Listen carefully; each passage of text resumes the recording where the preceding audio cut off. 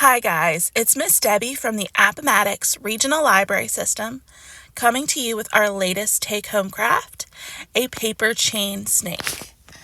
To start with, you're going to want to color your paper chain snake's head and tail however you like.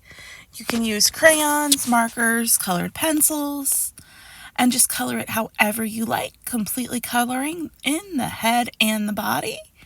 I like to do the eyes too, make them yellow, and then cut out your paper snake's head and tail. Once you've done that, it's time to assemble. Start by making a paper loop by gluing both ends of paper together, and then start adding more loops by just putting a new piece of paper through your old loop to make another loop in your chain. And you want to do this until all of your paper is completely run out. So just put the paper through, glue the ends together, and then do that over and over again. Next, you're going to glue on the head and the tail at different ends, and there you have your paper chain snake. We have these available at all of our branches until we run out.